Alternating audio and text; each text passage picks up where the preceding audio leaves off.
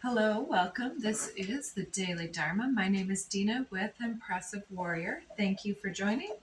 So today we've laid out most of the cards in advance, but I'd like to get some overall theme cards. Let's start with the Tao Te Ching today. It's looking like there's some type of a partnership or group venture on the board here. We have the number 11 card popping out. We join spokes together in a wheel, but it is the center hole that makes the wagon move. We shape clay into a pot, but it is the emptiness inside that holds whatever we want. We hammer wood for a house, but it is the inner space that makes it livable. We work with being, but non-being is what we use. And 38 underneath the deck, the master doesn't try to be powerful, thus he is truly powerful. The ordinary man keeps reaching for power, thus he never has enough. The master does nothing, yet he leaves nothing undone. The ordinary man is always doing things, yet many more are left to be done. The kind man does something, yet something remains undone. The just man does something and leaves many things to be done. The moral man does something, and when no one responds, he rolls up his sleeves and uses force. When the Tao is lost, there is goodness. When goodness is lost, there is morality. When morality is lost, there is ritual. Ritual is the husk of true faith, the beginning of chaos. Interesting.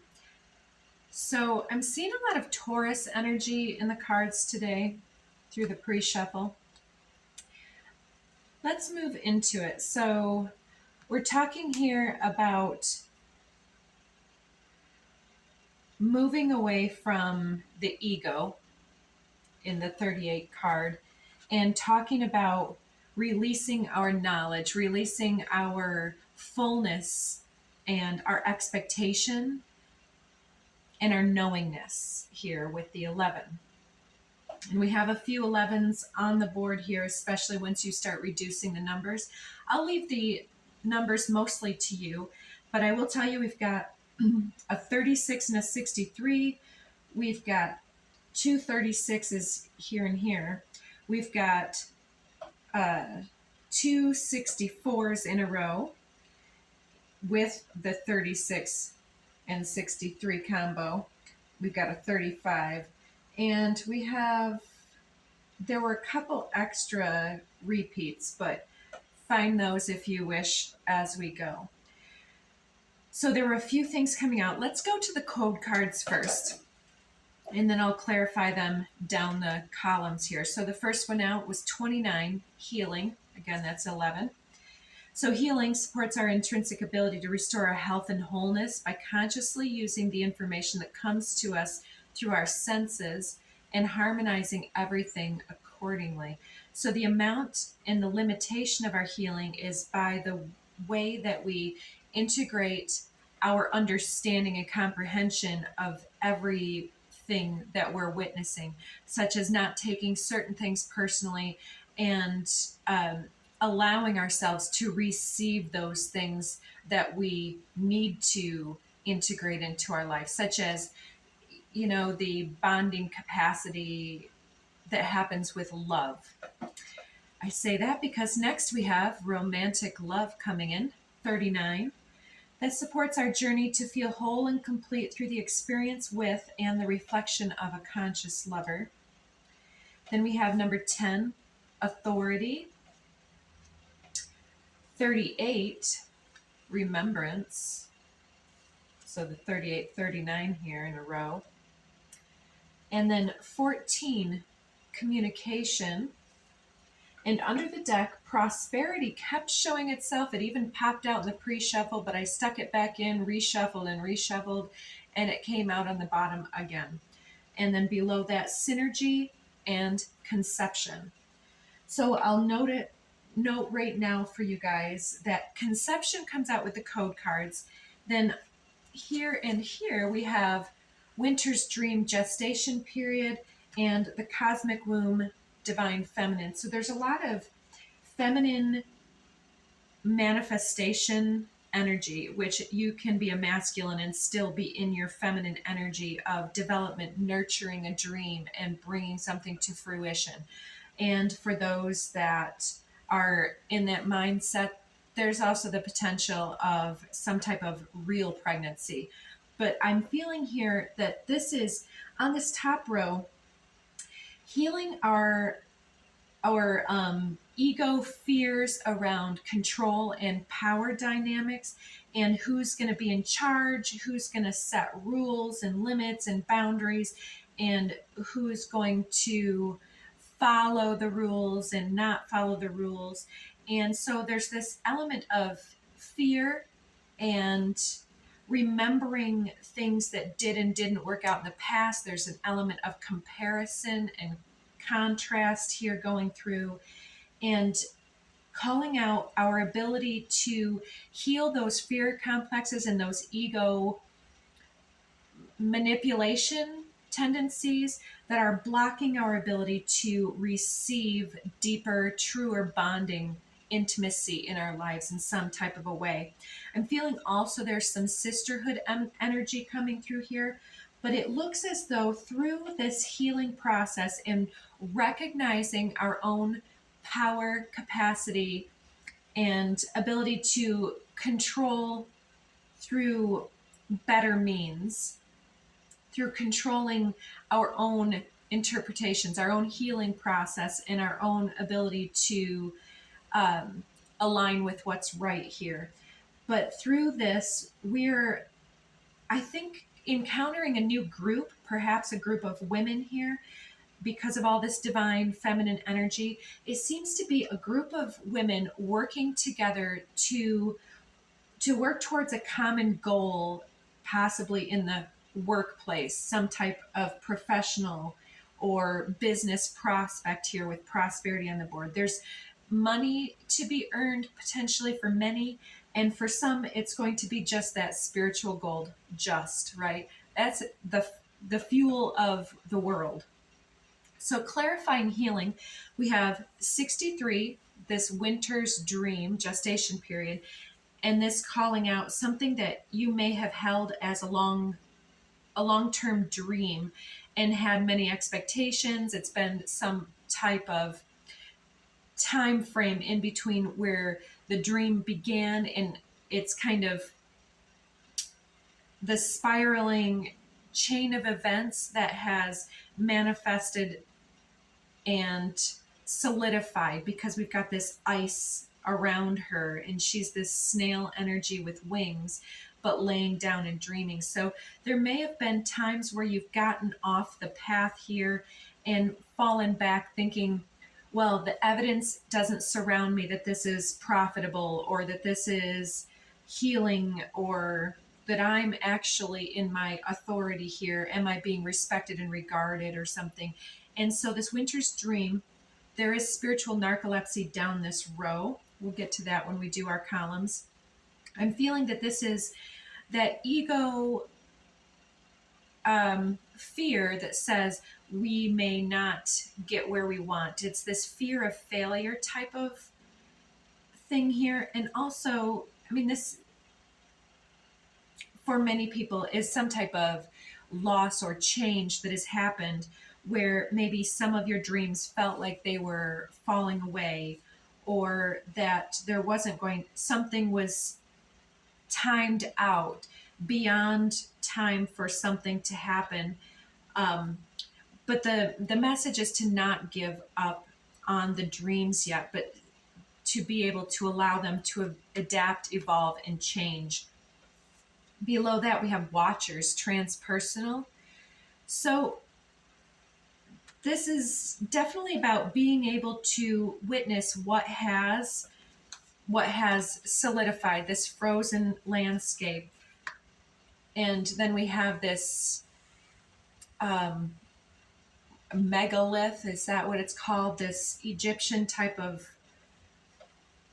enormous statue. And then there's this light being shedding its human form and emerging on top like the sunrise after a storm. After I laid out this row, I did get the perfect storm, which is a crow energy in the other deck, and it's a mixed deck, and I do have crow over here too. There's a lot of synchronicities. So with this, it's like to bear witness to the developments that have happened in your life and to not discount all of those little wins and the evolving script and how things have ebbed, flowed, and changed along the way, and how there's still so much to be thankful for, grateful for, and so much potential that is within your grasp.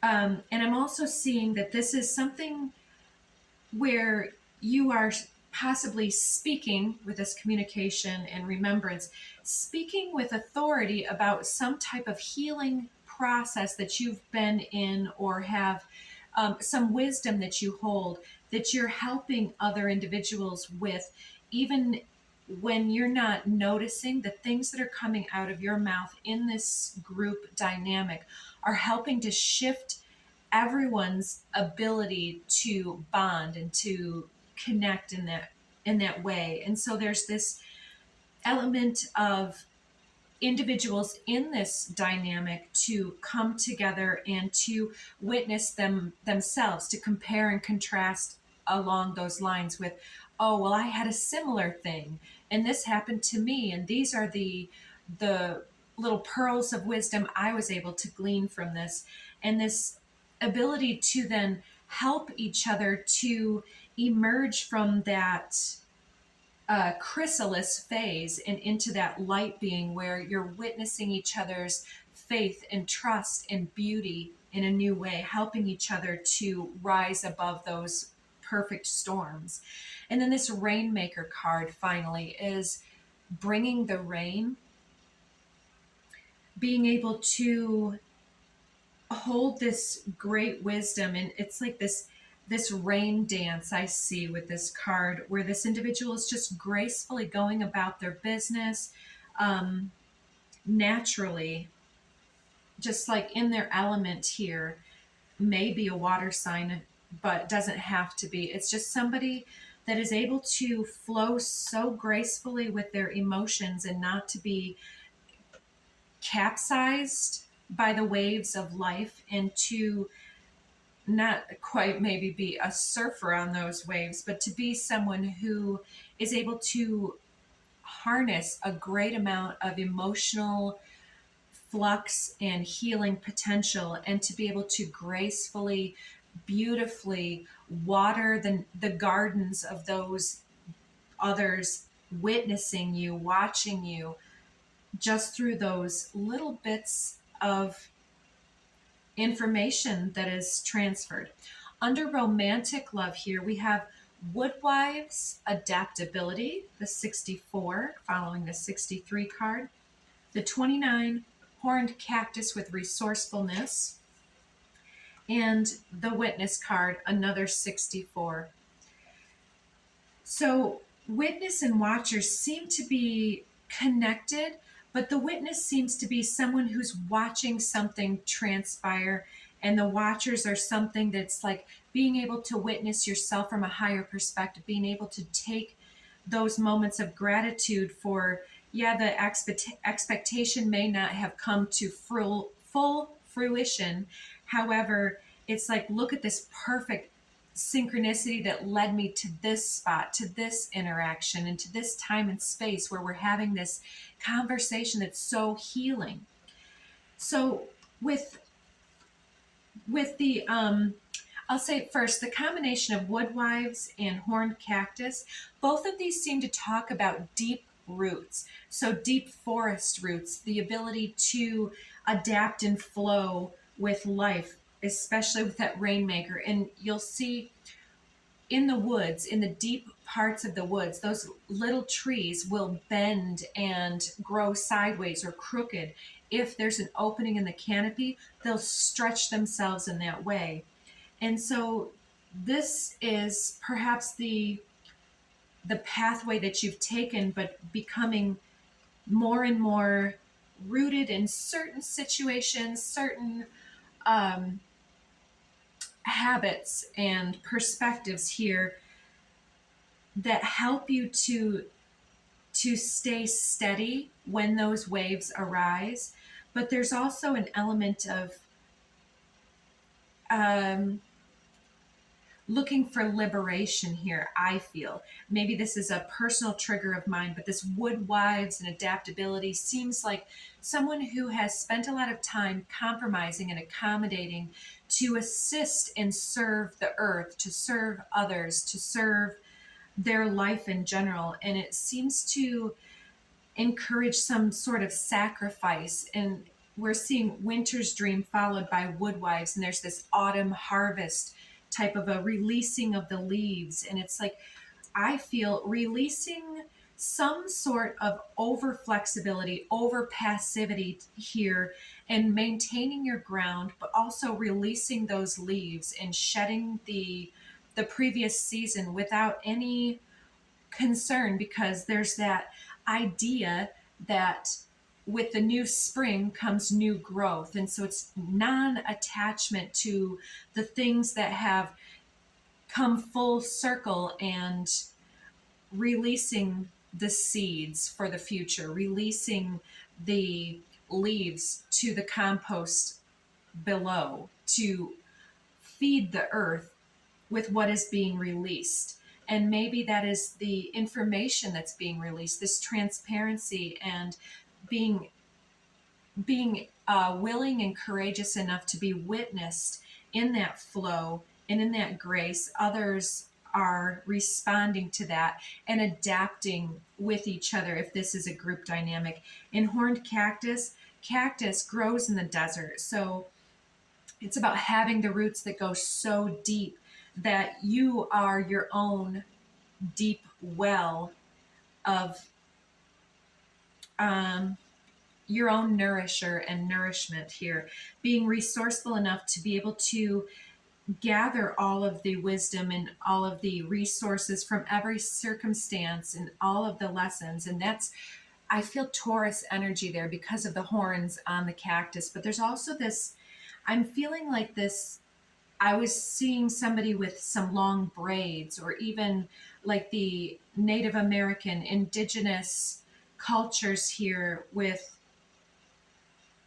some sort of almost like a mask that you would wear during ceremony or something. I'm not sure exactly how that fits in, but there's definitely a lot of resourcefulness and resilience here, and being able to set those boundaries, to set your own limits, to determine where you're going for yourself here, and some amount of stubbornness. And with witness last, I feel like this is how it ties into this romantic love. So because of the fears and anxieties from past, present, and future all kind of commingling into expectations, giving way to the unveiling, to the magic, to whatever is coming through. I feel like this witness card is recognizing how we have overcompromised or been overly prickly in certain situations, and where it has paid off, and where we've maybe let our guard down prematurely. But having the observer witness ability here to recognize that that was not a waste of energy or time, that this is all part of the process in the evolution. I feel like there's more, but I want to make sure to get all the cards out first before we go through. Under authority, we're seeing Pachamama, that Gaia, earth stewardship coming in here, and then followed by thunder. We only took 2 cards in this column.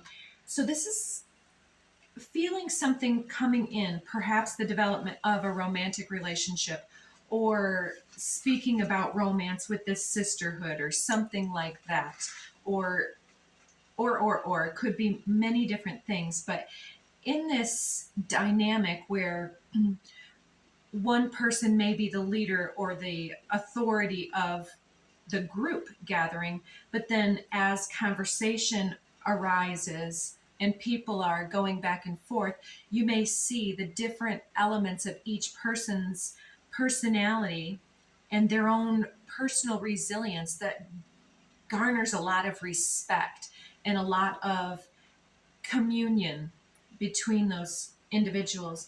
And it seems like this Thunder card is talking about the individuals really feeling that deep resonance, something that drums up that heartbeat and quickens the pulse. And it's like they feel that emotional engagement with each other here, and they understand that something new has happened, that new seed is set, and that something large is underway. There's something changing, this herald of change and thunder were under the deck before I started shuffling the mixed shamanic decks here. And so something big is moving, and I feel like it's your own ability to witness your own inner authority and the way that other people respect and admire your process and are bearing witness as you bear witness to yourself. And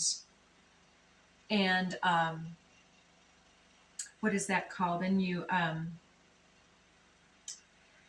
share your stories.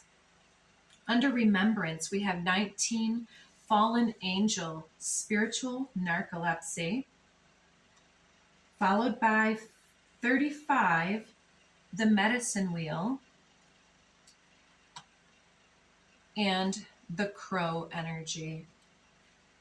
So falling angel, it's kind of like, remember why you're here, and even in your transgressions or in your supposed mistakes or missteps or saying something that you might regret, or through involving yourself in situations or bonds or loving relationships that actually created a fair amount of suffering. And there's this fear complex that some people are working on healing, that is like moving beyond the fear of what if I open up again, self-preservation, and becoming fully emotionally available and emotionally open to receiving each other. And this remembrance card is like, when we get hurt, sometimes we fall down and we skin our knees, and so we're not going to jump as high or as far or as fast or over that gravel or in these shoes, or we won't run in heels again, whatever. It's kind of the same way when we jump into a relationship. Some people are very open and resilient. Others don't even recognize that they're playing it safe.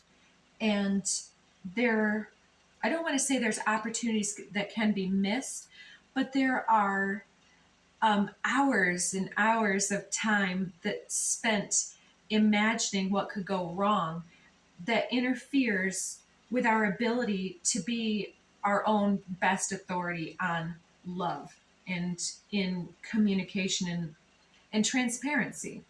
So fallen angel is talking about our forgetting that we're here to be a vessel of love. And with medicine wheel, this is such a beautiful card, talking about the four directions, or you can even say the extended directions with the above and below, within and without. So it talks about looking to the West and releasing what needs to be released, what isn't in your best interest. Looking to the North and sensing that direction. Am I aligned? Am I on the right path for who and what and where and when I choose? And why, if so or if not? And looking towards the East. And what is that one? The East is, well, I'm not positive at this point what the East is, but coming full circle and taking that reevaluation time about who you're connecting with and what you're spending your time doing mentally, emotionally, spiritually, within and without. Are you spending your time in service or in constant sacrifice, because there's also these, like, well, I'll leave that one there for another time, but there's a lot of animal totems here talking about the various energies that we can adapt and flow within. That cheetah that moves fast when there's an opening that the heart is called to, or when there's a prey that we need to eat, and so to hunt and gather. The hunter and the gatherer card came out a couple times in the pre-shuffle as well. The serpent of knowledge and wisdom shedding the skin, the eagle to transcend the storms and to rise above, the hummingbird that is subtle and high vibrational, knows where to get nectar and is barely perceived by those that are stuck in the third dimension. But there's this energy of being able to heal that process and to work with the natural flow of our instincts here, to get back into the divine center, back on course, to remember what we're here to do and to be, and to not waste time being in fear. And then this crow, a couple things with the crow. The crow is one of the messenger spirits between realms, between the living and the dead, and also is one of the Herald of Change cards as well, talking about being able to see the treasures that are sparkling in the distance and to kind of gather those up. It's similar sometimes to me to the dragon energy, that one that sees those beautiful little gems and collects them. But I believe that we're being told that we're also meant to share those pearls of wisdom here with that crow. And being that it communicates between realms, there's some type of intuitive knowledge that's being shared with others who may not be on that fully intuitive spiritual path. They may be more third dimensional, but there are things that you guys are sharing that you're able to bring in some channeled or messages that are beyond the ego here. Under communication, we have the middle world, that third dimensional, and then the cosmic womb with the divine feminine. So you're birthing something here in the real world that is really, really profound, more so than you give it credit. And it's something that you've been able to gather, hunting and gathering here, gathering up your own soul parts, any judgment that you've cast about yourself. It's emerging from that chrysalis of the human experience and witnessing yourself blooming into the light body here. And I think that the witnessing how they witness you helps you to witness yourself and gain that transpersonal, not taking the situation and the suffering personally, and being able to transcend those storms to elevate yourself and to gain some type of spiritual authority here, I feel. And whatever this is, I feel like this communication is unlocking some type of really great opportunity that you're sensing already, some type of something that will nourish the earth itself, the consciousness and the people of earth, with Rainmaker, Pachamama, and adaptability, resourcefulness. You've got all the skills and they're awakening in you now, and you're being told to take that inventory and really see where you're moving, because you're moving towards this prosperity. Under the deck, we have Netcaster. Preparations come to fruition with deep quiet, meditation, and stillness here. So it's something that you're out there pursuing. You've done a lot of preparation and you're able to bring that manifestation out fully. And then we have Vanishing Mirror, Ego Sublimation here with Dances on One Foot, the Balancing Act. So I feel like you may have many things going on at once, but if you're able to align with your true north here and not be too critical, because I see criticism under the deck over here on the Love Notes card. There's the ability to transcend the ego, the fears, the need for authority and respect, and saying very little but saying a lot with your energy. Time for a love fest and guidance, attention, help, maybe, love always, criticism never. The question was what to give others, if anything at all. Isn't it fun being you, the universe? So it's a very interesting reading because all it's telling us is to kind of take that inventory and to really awaken ourselves to the true value of what we're here unlocking in the world. Thanks for every single time you ever fell in love, whether or not it was obvious, whether or not it lasted, and whether or not you were loved back. It changed everything. Actually, you're always loved back. You changer, the universe. It's not as if you need anyone. So you may be feeling a little bit needy and wanting to know what the destination point of this romantic love is. In that case, I'll get you just a romance angel before we move on. But keep on being in your love and not in the fear of whatever might not come through for you. Heart to heart conversations. Honestly discuss your feelings with each other with soulmate under the deck. Yes, this is your soulmate.